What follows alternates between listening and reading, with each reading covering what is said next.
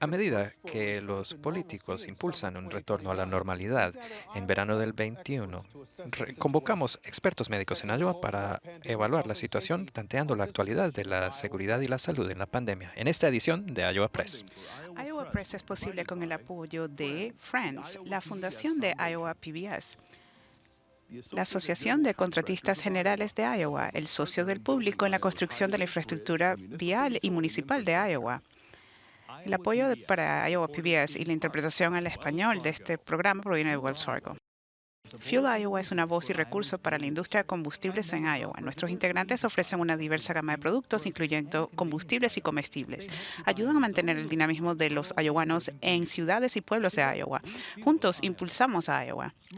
Los pequeños negocios son la médula de las comunidades en Iowa y están respaldados por los bancos de Iowa con asesoría, préstamos y servicios financieros. Los bancos en Iowa quieren ayudar a los bancos de Iowa. Aprenda más en iowabankers.com.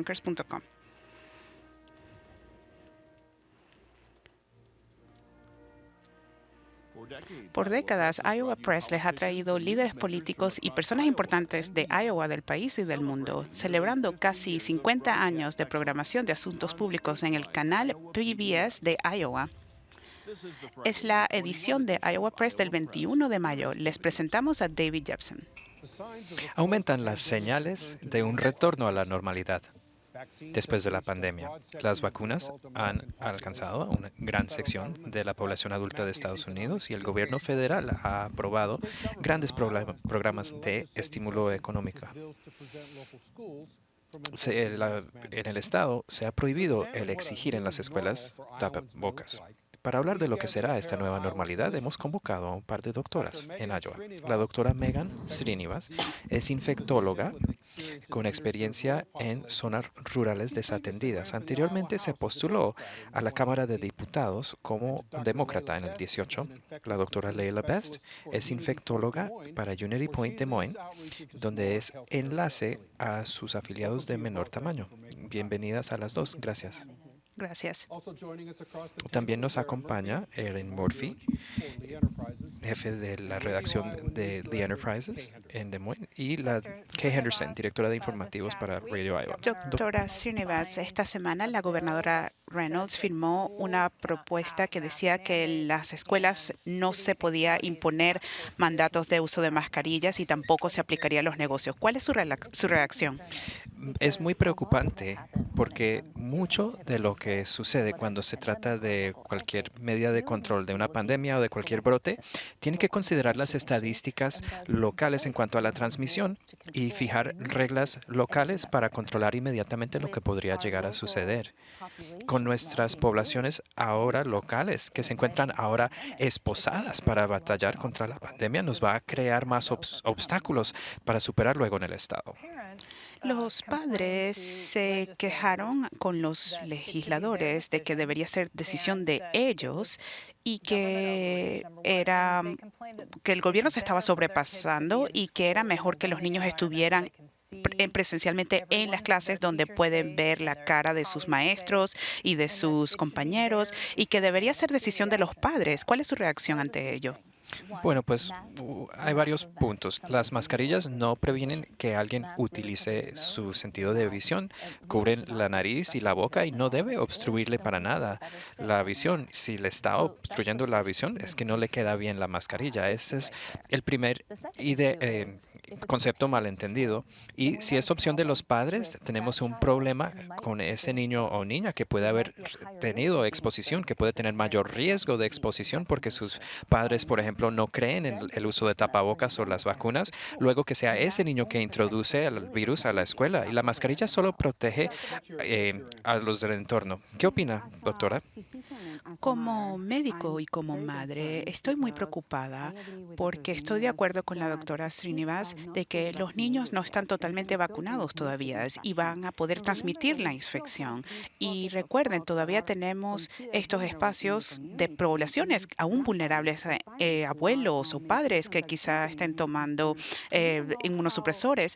¿Y qué tipo de anticuerpos van a desarrollar. Entonces hay que tener cuidado y estoy de acuerdo que tenemos que tener cuidado cuando decimos que es nuestro derecho de utilizar una mascarilla y decidir cuándo nuestros niños pueden hacerlo, porque como hemos dicho, queremos proteger a los demás y ahora no tenemos una vacunación total de los niños. Y fue sorprendente para mí que esto ocurrió después, 2 semanas del final del el año escolar. ¿Quién debe decidir entonces, doctora? Pues no tiene valor tener una política a nivel del Estado para que no haya confusión. Deben ser las juntas escolares o los departamentos locales de salud. ¿Dónde se deben fijar estas políticas?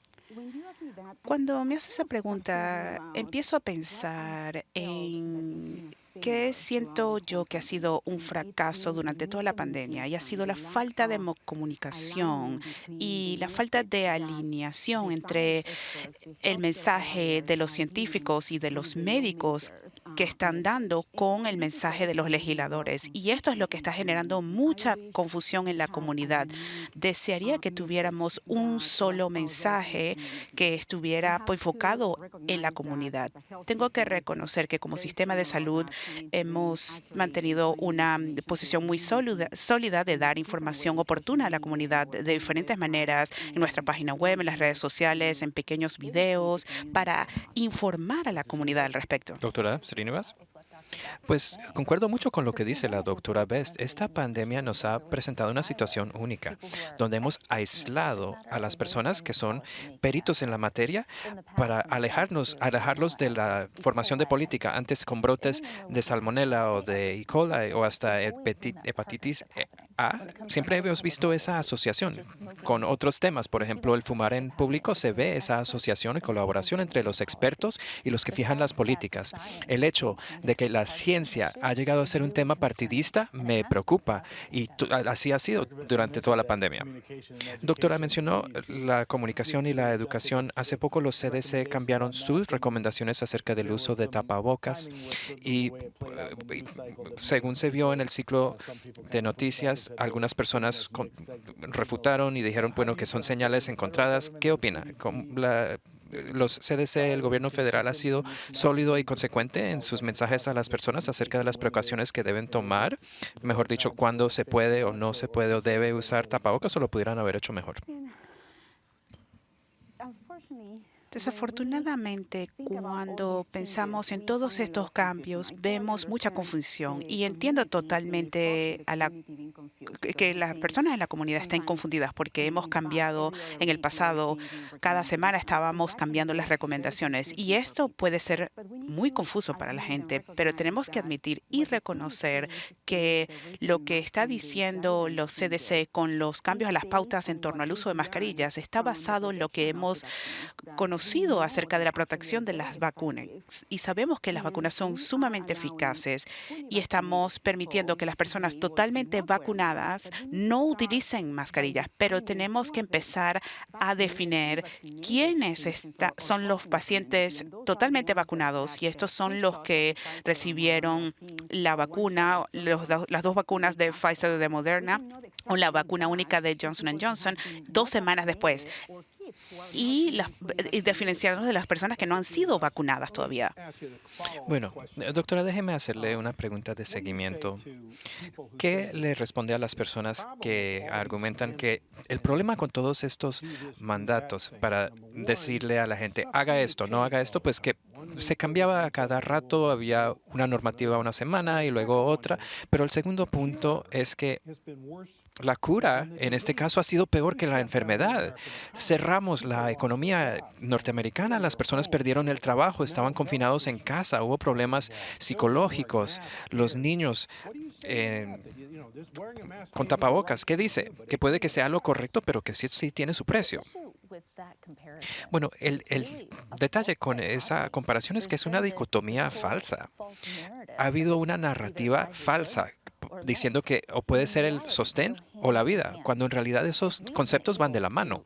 Si pudiéramos haberle dado seguimiento a estas técnicas de atenuación, usar mascarilla, fácilmente pudiéramos haber reabierto Iowa mucho más pronto para fortalecer la comunidad y dejar que la gente fuera con seguridad a los restaurantes o a hacer compras, tener más normalidad de la que hemos tenido a lo largo de todo este año. Pero el tema es que si no hacemos atenuación, vamos a tener transmisión descontrolada de la enfermedad y es entonces que se tiene que controlar más para eliminar esta transmisión y proteger las vidas y proteger al sistema hospitalario. Y esta narrativa ha creado más desinformación y tiene que ver con los mensajes que mencionaba la doctora Best, que los políticos y los expertos se pongan de acuerdo sobre el mensaje. Doctora Best, primero usted, ¿qué es la actualidad ahora del coronavirus en Iowa? ¿Qué está pasando? Bueno, como saben, la tasa de infección ha bajado. Ha tomado mucho tiempo para bajar, según mi opinión. Desde mi perspectiva, creo que pudimos haber hecho mejor trabajo en ese sentido, como dijo la doctora Srinivas, con algunas de las medidas de atenuación y al cumplirlas.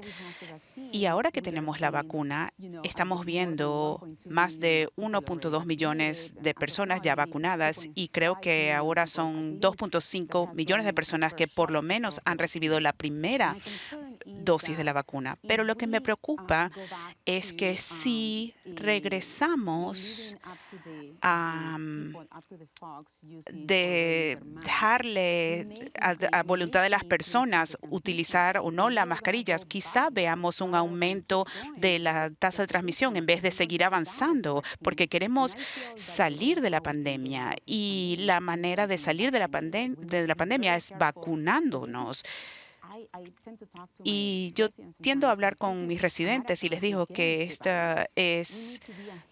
tenemos que estar por adelante de las variantes, adelantárnoslos a ellas. Doctora, misma pregunta. ¿Qué es la actualidad, como ve, del virus? Como decía la doctora Best, solo tenemos el 40% de la población plenamente vacunada aquí en Iowa y lamentablemente cuando tenemos tan pocos vacunados y queremos retomar la normalidad, la vida totalmente normal, sin atenuación, sin tapabocas, aunque tenemos por el momento poca transmisión del 3%, eso va a subir, porque si la gente se porta como si tuvieran inmunidad sin tener la vacuna, eso va a crear más vectores para que el virus se transmita e infecte a la gente. Y si seguimos haciendo eso sin medidas de atenuación, vamos a ver un resurgimiento después de habernos esforzado tanto para mantener esto controlado. Pero existe el peligro de que estamos dejando entrar los buenos tiempos demasiado pronto. Sí, definitivamente. Y es lo que pasó en junio pasado. Como dijo ayer la OMS en su anuncio, dejamos empezar los tiempos buenos demasiado pronto, pensando que estaba bien hacer las cosas al aire libre y vimos tremendos aumentos de transmisión justo cuando estábamos a punto de dominarlo. No queremos volver a ver eso. Doctora Bess, las agencias de salud pública en los 99 condados de Iowa les pidieron hacer cosas que jamás habían hecho antes. ¿Cuál es el estado de la salud pública y su alcance comunitario en Iowa? Bueno, todos hemos tenido que improvisar y hemos aprendido mucho en la pandemia. Puedo decirles personalmente, como infectóloga, como médico, este último año, estos últimos 15 meses, y bueno, y seguimos contándolos, ha sido como una montaña rusa de emociones y he tenido que asumir diferentes roles, totalmente diferentes a lo que yo hago a diario por mis pacientes, que básicamente ver a mis pacientes en el hospital y hemos tenido que ser parte de comités o como parte de la respuesta de emergencia para ayudar al sistema, para empezar a ayudar durante la pandemia. Todos nos hemos tenido que adaptar. Ha sido un año muy difícil para todos, incluso para los niños, para los trabajadores del sector salud. Y entonces tenemos que tener la mente abierta de que todos estamos aprendiendo y que de hecho estamos cambiando políticas y recomendaciones basado en la información más actualizada de parte de la ciencia y tenemos que estar muy abiertos a esto. Doctora, como dijo, habló del lanzamiento de la vacuna. A estas alturas ya ha disminuido la demanda para vacunarse. Hemos llegado ya a ese punto de saturación, como que Ya todos que la querían la tienen y ahora queremos llegar a los renuentes. ¿En esas estamos? Pues no diría que hemos llegado todavía a ese punto exactamente porque apenas en abril fue que todos podían vacunarse. Personas están esperando o haciendo ahora la segunda dosis o programando siquiera la primera dosis que recibieron a finales de abril. Entonces todavía hay ese retraso pues para que la gente reciba la información y se apunten, pero luego hay una población aparte, que son los niños, que no han tenido la oportunidad y apenas se abrió eso para los niños de 12 a 16 y vamos a ver más vacunas y ojalá con los ensayos de ahora vamos a poder vacunar a los niños más jóvenes. ¿Cómo cuándo? Actualmente están en marcha los ensayos. Espero que tengamos información para tener autorización de emergencia antes del otoño de la escuela, pero va a depender de lo que digan los ensayos clínicos. Doctora Bess, cuando atendamos a esos grupos y quede esa población que por cualquier motivo no se han vacunado todavía, ¿cómo animamos a más personas a inscribirse para llegar a tener confianza de tener una masa crítica de vacunados para superar esta pandemia? ¿Cómo alcanzamos a esas personas que podrían ahora estar indecisos?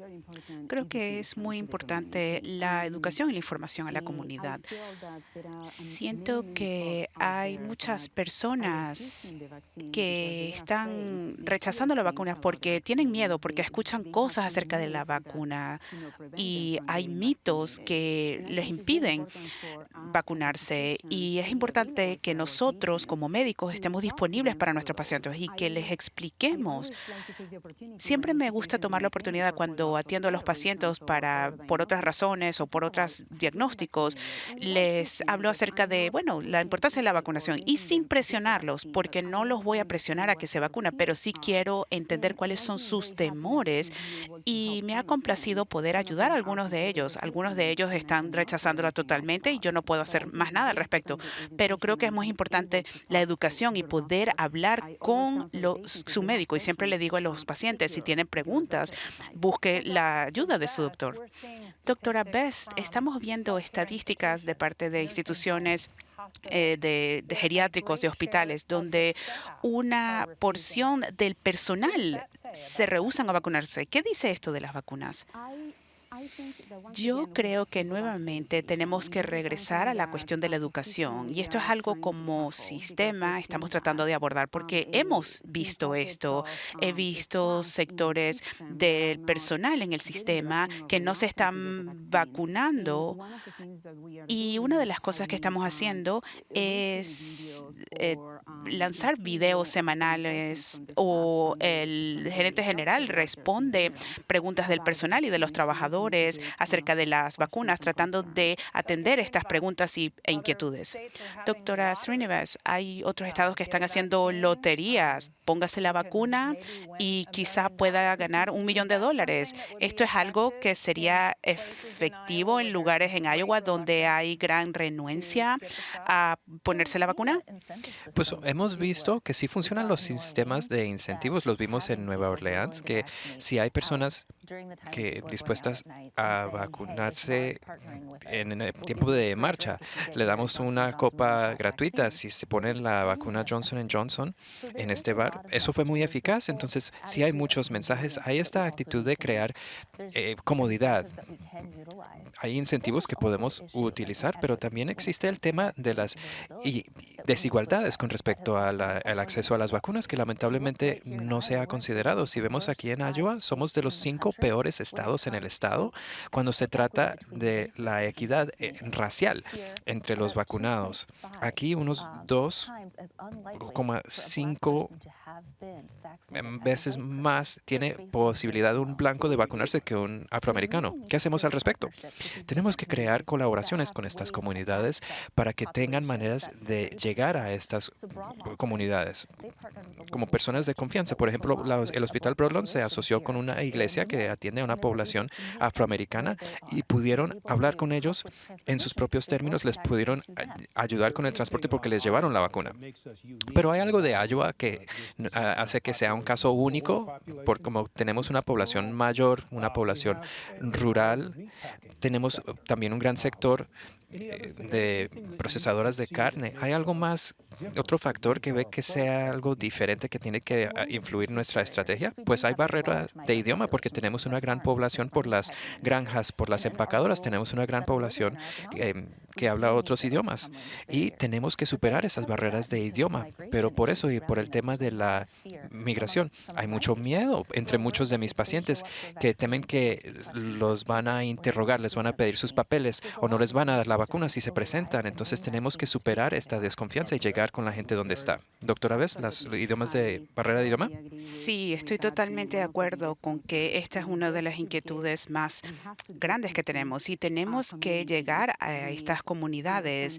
Entendemos, hay que entender cuáles son sus inquietudes y sus necesidades para vacunarse. Esto es sumamente importante para vacunar a la población de Iowa, pero sí estoy de acuerdo que el barrera del idioma es un gran tema y sé que tenemos a personas que están enviando mensajes a través de las redes sociales, entrevistando a médicos en otros idiomas para dar un mensaje más directo a sus propias comunidades.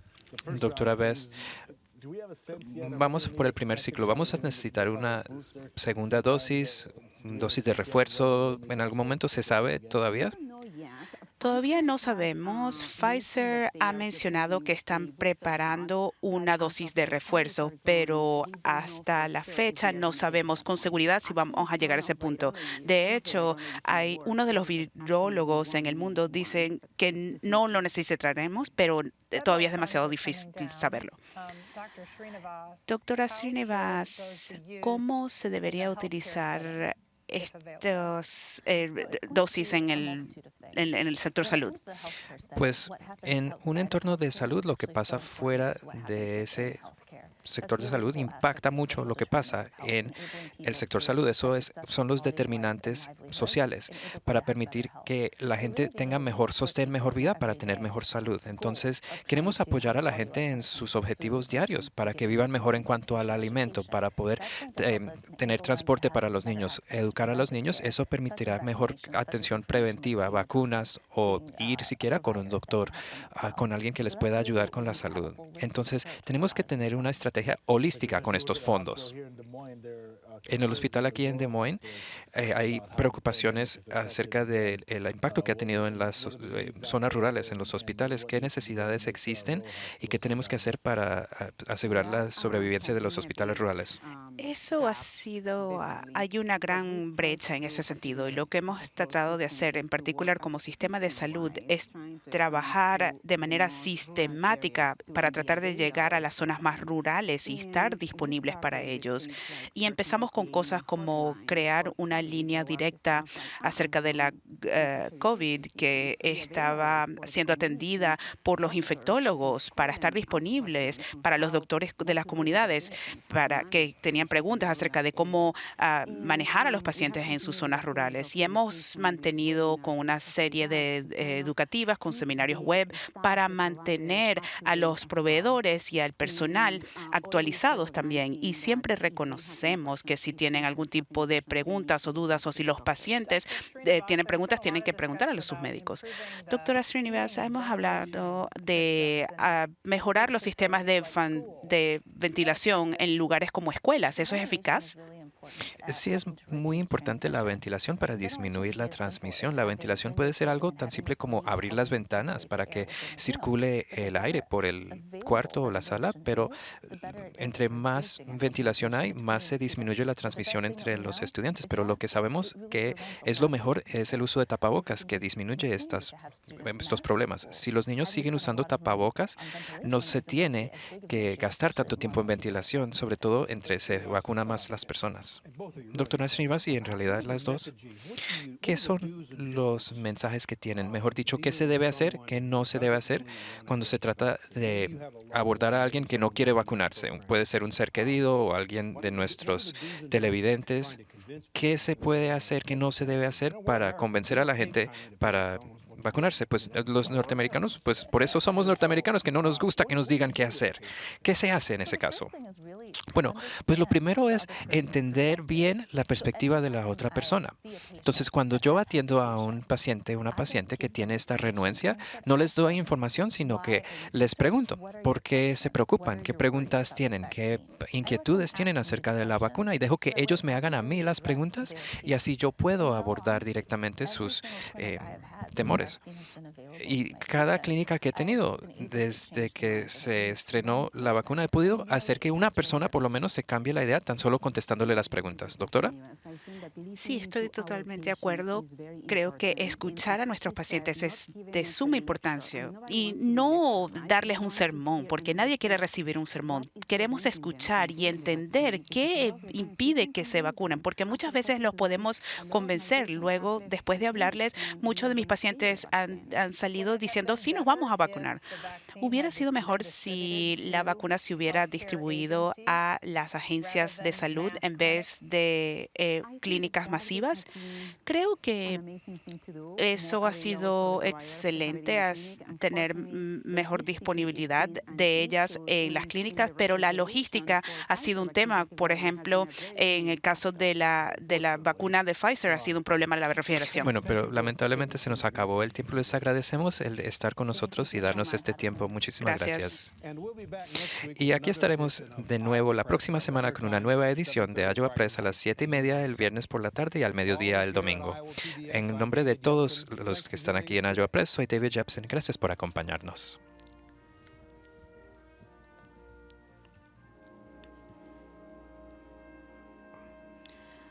Iowa Press es posible con el apoyo de Friends, la Fundación de Iowa PBS, la Asociación de Contratistas Generales de Iowa, el socio del público en la construcción de la infraestructura vial y municipal de Iowa. El apoyo para Iowa PBS y la interpretación al español de este programa proviene de Wells Fargo. Fuel Iowa es una voz y recurso para la industria de combustibles en Iowa. Nuestros integrantes ofrecen una diversa gama de productos, incluyendo combustibles y comestibles. Ayudan a mantener el dinamismo de los iowanos en ciudades y pueblos. Juntos impulsamos a Iowa. Los pequeños negocios son la médula de las comunidades de Iowa y son respaldados por los bancos de Iowa con asesoría y servicios financieros. Los bancos en Iowa tienen el compromiso de demostrar un mejor mañana a los negocios de Iowa.